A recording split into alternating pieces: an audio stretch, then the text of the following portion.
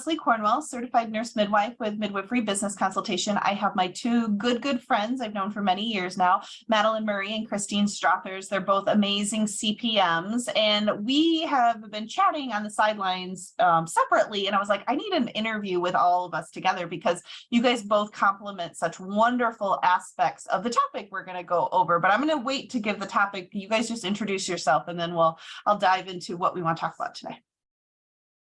My name is Madeline Murray, and I am a CPM, not currently practicing as I have three littles of my own, the youngest being only 9 months old. So they're keeping me busy. I have an organization called Believe in Midwifery, which is the main goal of which is to just create more midwives so that more women can have midwives and have beautiful births, therefore making the world a better place. But ultimately what it comes down to is the burnout rate in midwifery is too high. And my solution to that problem is time off call and group practice. And that comes with, as far as this conversation is going to be concerned, is about boundaries and knowing what you need, and communication is really important when you're talking about groups and working together. So I have a course for sustainable midwifery called Believe in Midwifery's Guide to Sustainable Midwifery, which you can find at believein.midwifery.com. And I'm on Instagram at Believe in Midwifery. Yeah, and that's my passion. That's what I like to talk about. Perfect. Christine, thank you. Hi, I'm Christine Strothers. I'm a CPM as well. My practice is called Pure Birth Midwifery. I am still actively practicing, and I also am the director of a community birth midwifery school. So I have an in-person school, and I also am starting in January a distance program that I'm going to be doing. So that's kind of busy, and I also have a apprenticeship course that we're starting in March, which I'm super excited about because it talks about how to set up a great relationship between apprentices and preceptors, and how to really make it work on a physical level, as far as like getting through all the numbers and doing all the things, but also how to communicate and how to work in a really close relationship that has a little bit of a different, right, has some different components from just like, oh, 2 or 3 midwives are kind of on the same level and they go into practice together. Like, this is the different relationship, and it can transition beautifully into a group practice, but there's definitely some hurdles to go over first, right? Yeah. And that dives into, with both of your directions, sustaining midwifery and the training model. The topic I wanted to do was, how do we get that paradigm shift where there's lots and lots of preceptor clinical sites, there's lots of amazing relationships out there. You and I we all rarely hear great preceptor student relationships in the midwifery realm, on the CNM and CPM realm. And how do we change that? Because it's just going to be this vicious cycle. We're eating our young and we're dwindling our opportunities of more midwives because there's a very low success rate of actually completing school. And I think a good chunk of it is the clinical sites. I know, Madeline, you did on one of the conferences, it's actually recorded on YouTube, talking about your clinical experience, talking about that's when you hit your paradigm shift. So I would love for you both to talk about your experiences on both directions, being a student and a preceptor, what you've seen in good and bad in those relationships, and what can we do about it? So I don't know if Madeline wants to go first and talk about her side and her story that she had on that beautiful recording from the conference, her student experience.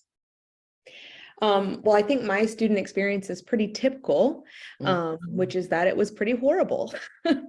I think you just feel a little bit used sometimes, as you're not getting paid and expected to be everywhere all the time. Also, when you're a student of midwifery, you are kind of thrown into something that I described it, not in this video, but I have described it in the past as someone realizing, like a little kid realizing that Santa Claus isn't real. Like I went into midwifery, and a lot of people go into midwifery with this just dream world of being able to be with mothers and babies and birth, and, and all the midwives they've ever met are so amazing. And they just think they're so wonderful. And then you get there and you're like, oh, wait a minute. These are human beings. You see beings. behind the curtain, you see at the Wizard of Oz, the curtain now of what it right. really is. And not only are they human beings, but unfortunately, an unspoken truth of the midwifery community is a lot of them are damaged human beings and traumatized human beings and overworked human beings and burnt out human beings. And it's really hard for people in that kind of, who are living in that paradigm, to provide good teaching, compassionate teaching. And so that's, a huge part of what I teach, is that, if midwives aren't going to be able to take care of themselves, then they're not going to be able to help the next generation of midwives. And it is, just like you said, this vicious cycle of, one after the other, burnout, burnout, burnout, burnout. And so the hardest part for me as a student, because somehow I saw this different possibility, even though the only thing that actually was in front of me, the reality that I could see, was burnt out midwives. I knew that there was a possibility that it could be different, that this is not what women, the only way for it to work, and this is not what women need. But I was even told, when I even brought up the idea of the possibility of working together in a team, my preceptor at the time said, well, that's just not what midwifery is. Just shot me down immediately, basically saying that I wasn't cut out for this, and just made me feel really, it was really hurtful and discouraging. And if I didn't have the personality that I was born with and blessed with, I would have quit. I'm sure I would have. And I think that that's just all too commonly what happens, is you are thrown into the lion's den. And when you can't hang, if you show any weakness, you're eaten alive. I don't know if you'd call it weakness. I think it's just a different perspective of how midwifery can be run. And that's the wild card, is the two models. Like as CNMs, we just are going to big assembly line number places because that's the only place helping students. So then you're just lost through the cracks. You're not really valued. You're the number that's the student here hanging out that night. Like nobody even pays attention to you. You're just checking your numbers. But then you've got the other direction with the CPMs. Like you're usually with a 1, 2, maybe 3 mentors, preceptors. So you're living their life, their paradigm, their thoughts of midwifery, and it's not just training you skills, but their view of how a midwife should practice. Right.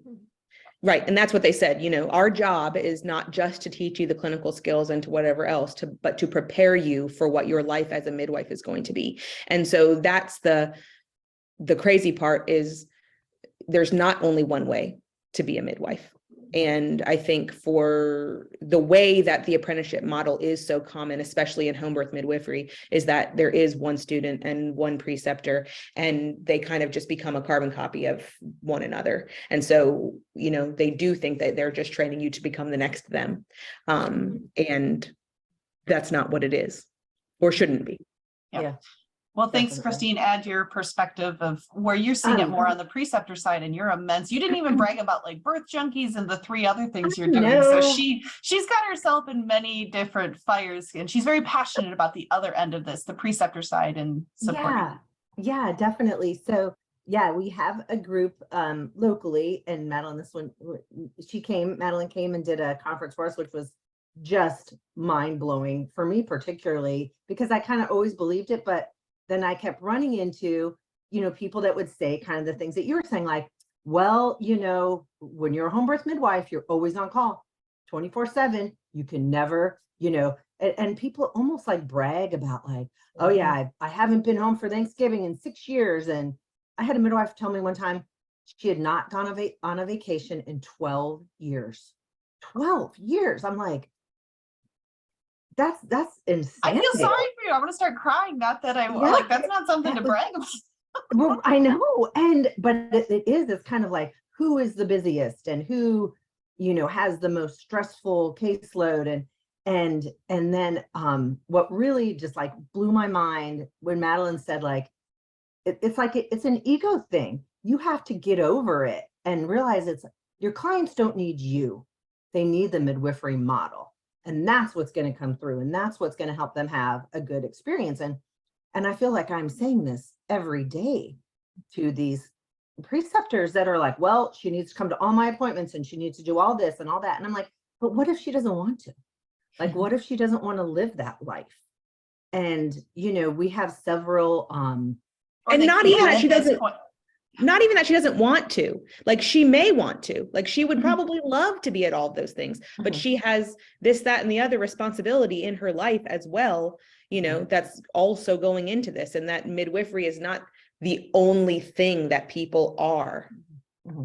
Yeah, you're right. And two, and Leslie and I have talked about this before too, is how many midwives have failed marriages and the divorce rate, their kids don't talk to them when they're older. It's like, we sacrifice everything. And then a lot of midwives don't want to retire because their identity is being a midwife. And then if they retire, they have nothing else. Like it's so we've absorbed ourselves into one singular identity in many of the generations before us. And how do we still give amazing midwifery care, but also have another identity outside of being a midwife? Yeah. And I think it's trusting that you can you can give good service by working in a group and being there for each other. And we really, it was funny because after Madeline came and did her workshop, there was a definite divide, and that there were those people over here who were like, well, she just doesn't know what she's talking about because she isn't in a solo practice.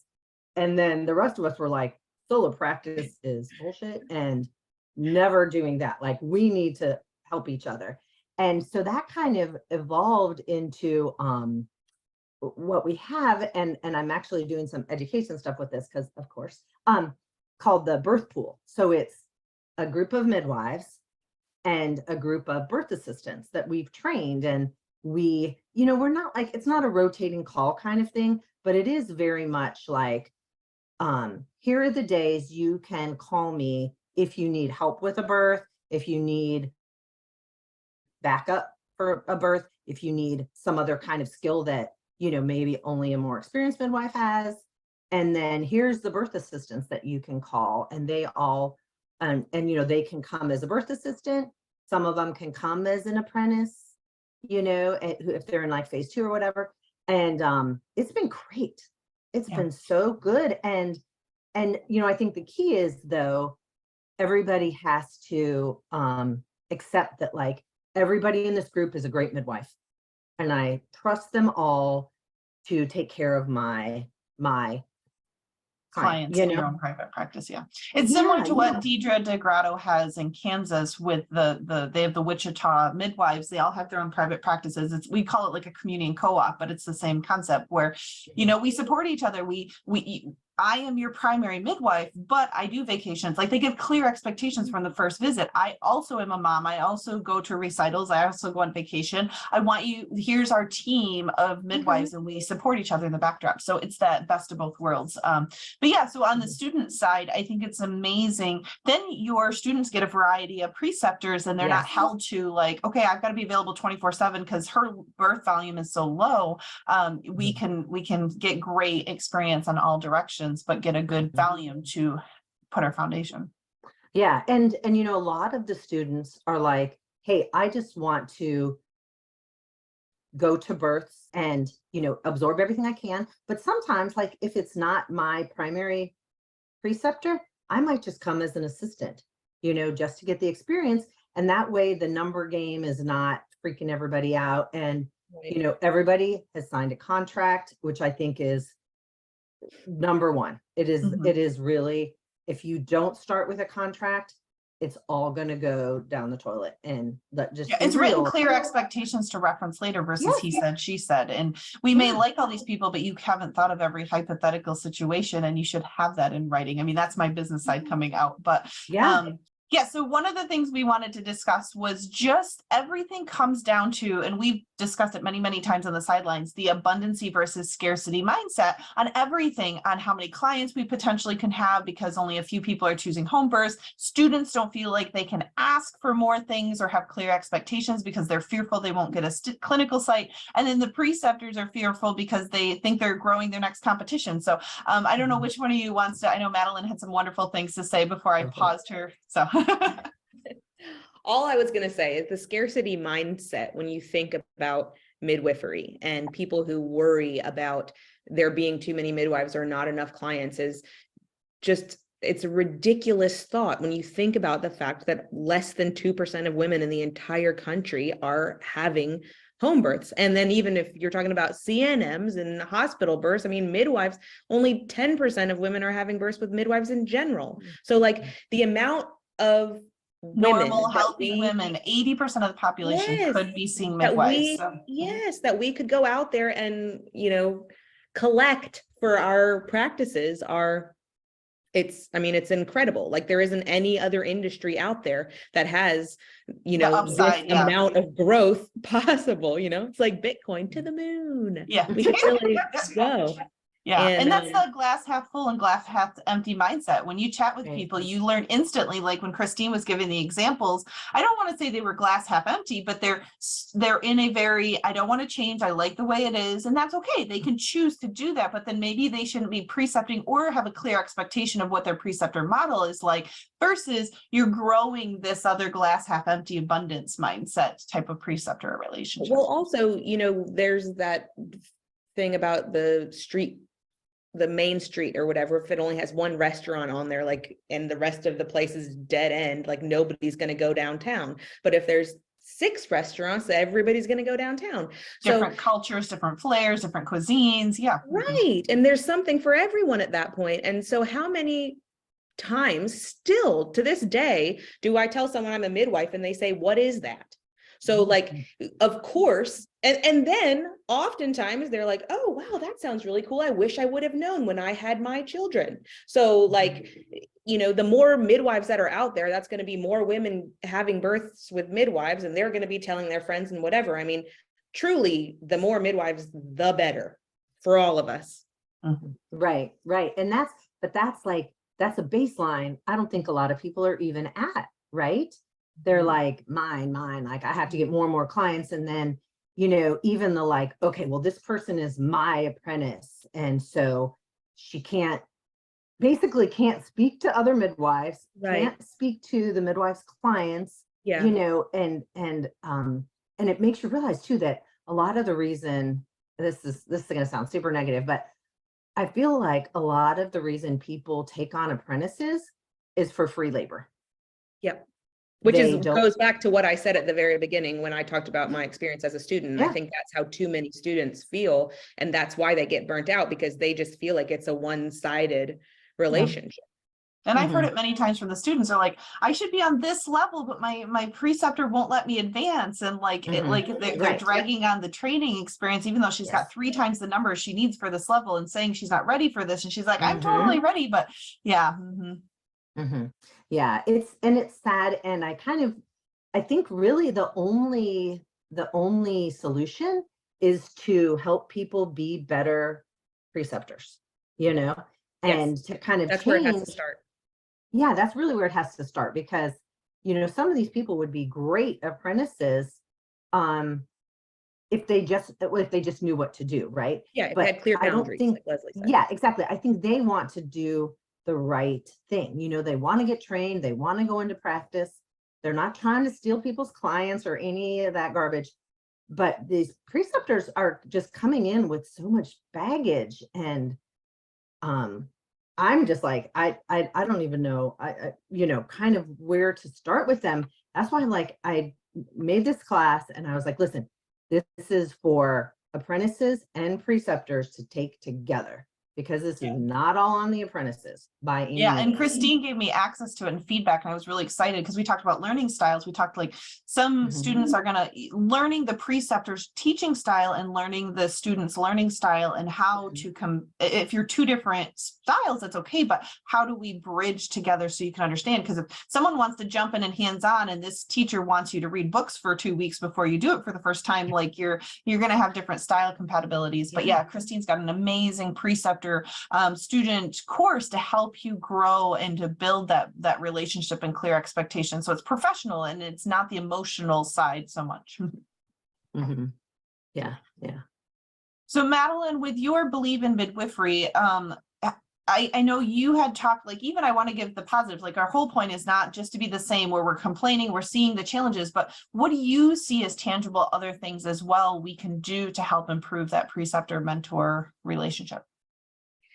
Well, first, I just want to say that I do think it's okay to say the negative parts, because I think there are so many negative parts. And I think that the negative parts are so often just this underlying thing. And, you know, the first step to solving any problem is admitting that you have a problem. And so I think it's okay to mention those things and still 100%. Yeah. I just don't want us to still be chat able for 45 to minutes about all the challenges and everybody's like, where's part 2? Right. Yeah, but to be able to mention them and still also at the same time recognize the good that all of these midwives are doing in the world at the same time.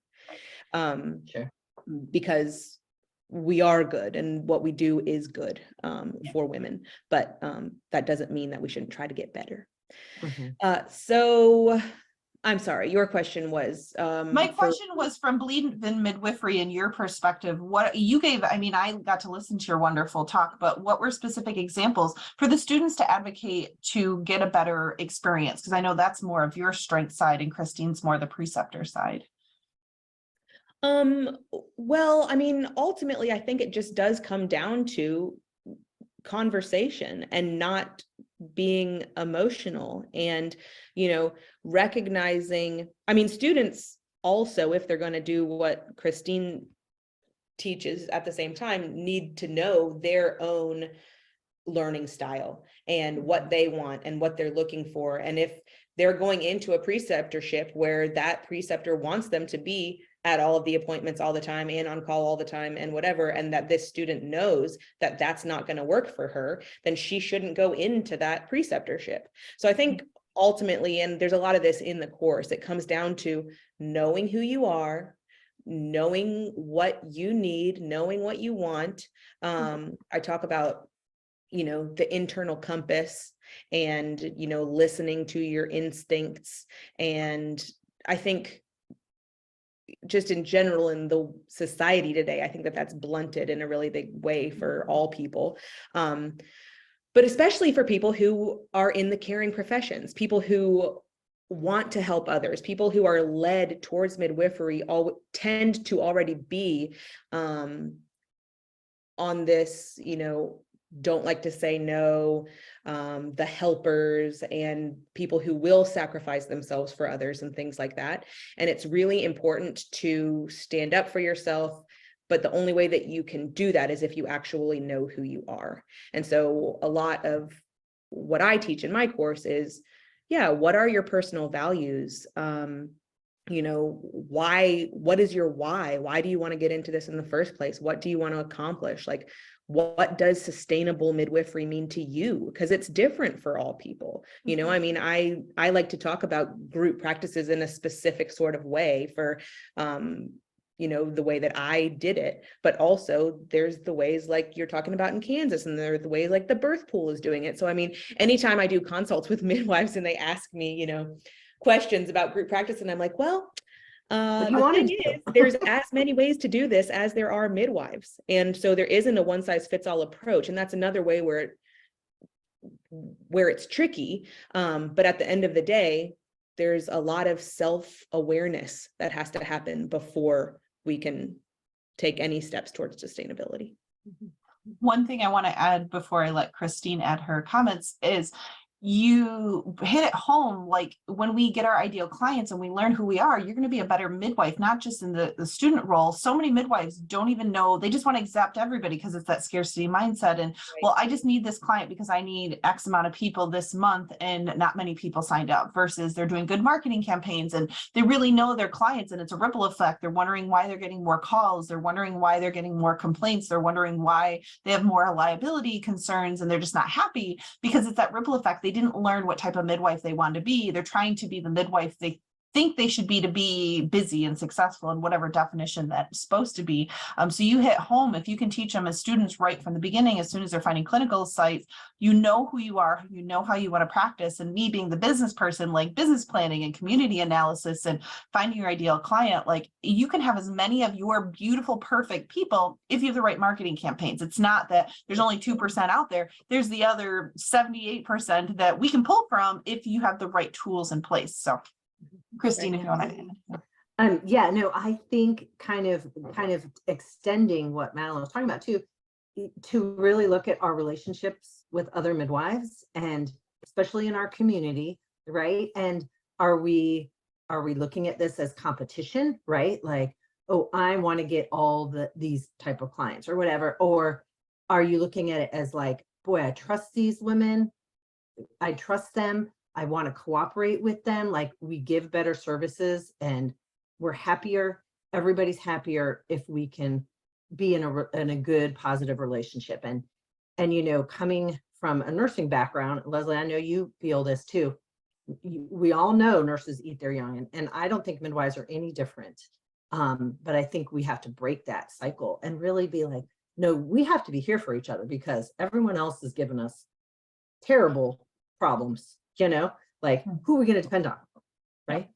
The medical board, come on, you know, we have to take care of each other. And that, I think, just, it opens up a lot. And right. And then you can go do things like, you know, really put information out there about home birth and midwifery in general. And maybe not even just promoting yourself or your practice, but being like, midwives are amazing. All the midwives that I know are amazing. Like, if you can really say that, like that's kind of liberating. And that is really helping women in a way that, you know, me doesn't help. Yeah, because ultimately what we forget is that, you know, the whole point is that we're supposed to be helping women and empowering women and letting women be autonomous and make choices about their own birth. And when you act as if you're the only one who can do whatever for this woman, then that gets into the woman's head too.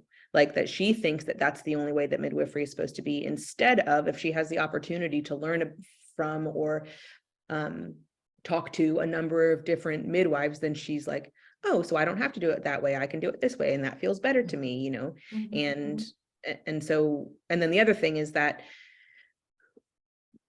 just when Christine was talking about the divide after I came and spoke, that, you know, any way that we're going to make this work is that if we really like believe in the power of community and working together, like if the community is bigger than us as individuals, and if we know that the more midwives is going to be better for more women in the long run and midwifery in general in the long run, then we're going to work together more than if we just think this is all about me and my clients. And I think that translates into apprenticeship too, because, you know, if the midwives are saying, oh, we have these great students, they're wonderful, they're smart, they're going to be amazing midwives, and they're going to be helping us, they're part of our team. And Vicki Penwell has spoken so eloquently about that. And that really made an impression on me, and how you present students to clients, right? Because, you know, sometimes midwives are like, well, you know, you can say no, you don't want a student, you know, I get it.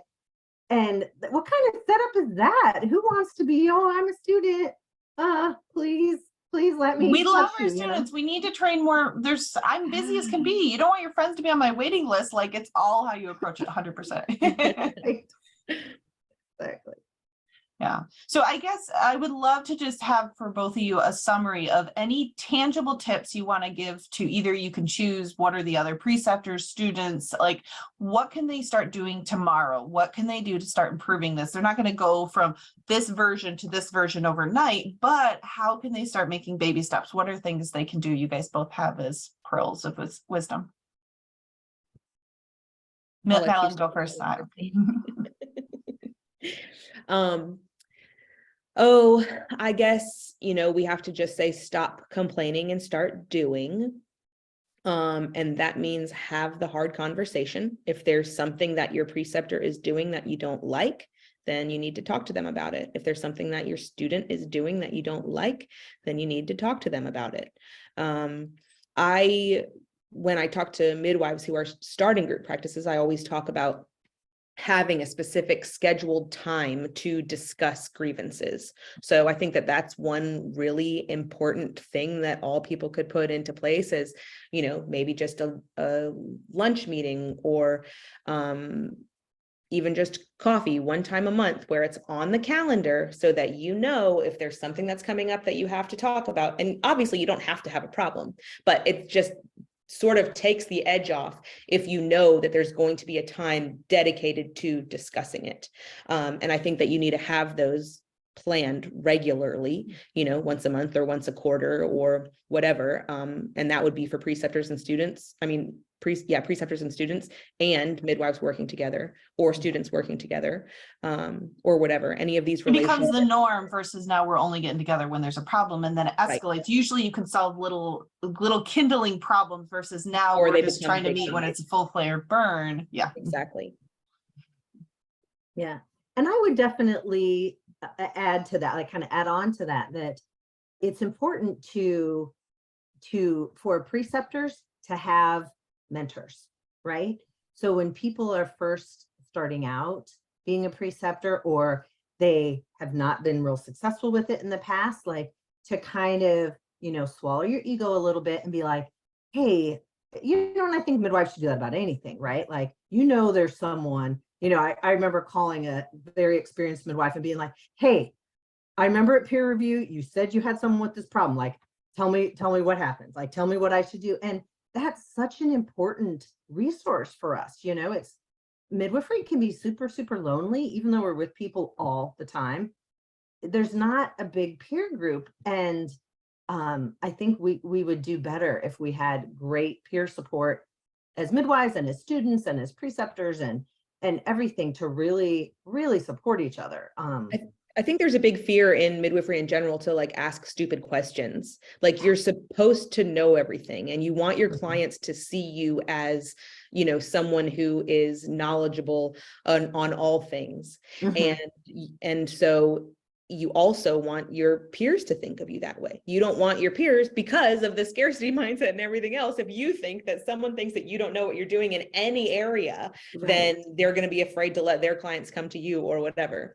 And so I do think that being able to ask questions and ask for advice and have mentors is a big deal. I mean, when you were just talking, Christine, I was just thinking about myself as a mother. I've been a mother now for 4.5 years. And so I know a thing or two. And so, people who have babies can call me and ask me questions, but, I don't know what to do when my almost 5-year-old starts doing whatever he's doing. And so I have moms who have been moms for longer than me, who have older children that have gone through these things that I call and ask. And, precepting, is not the same as midwifery. So you can be an amazing midwife and then all of a sudden try to be training students and feel completely unprepared. And so it's totally okay to learn and to ask questions and to do something wrong. And then I'll also add to that, relating back to motherhood, if you make a mistake, you can change it. You can apologize, you can go back and you can do it differently the next time. And if you have open, honest communication with your student, then you can say, you know what, I didn't handle that well. I wish I would have done it differently. I'm going to do it differently in the next time that situation arises or whatever. So yeah, I mean, a lot of it does come down to ego and letting that go so that we can all work towards the greater movement here. Yeah. Perfect. Well, I think that is a great one to end on. I love you both greatly. You guys are amazing resources to midwives, and we need more of just the inspiration and seeing it. Like, I consider us kind of midwifing the midwives. Like, you need to have someone looking at the systems as a whole on the outside, because otherwise they're just so busy doing their day-to-day thing. And you, all of us, and that's where I gravitate so much to you guys, is we all have very big visions of making better access to midwifery, and we all did it from our own unique perspectives and passions and expertise. So thank you, ladies, for all the wonderful work you're doing. Thanks for having us. Thanks, Leslie. Have a Appreciate good day. it. Thanks, Madeline. Yeah, you too.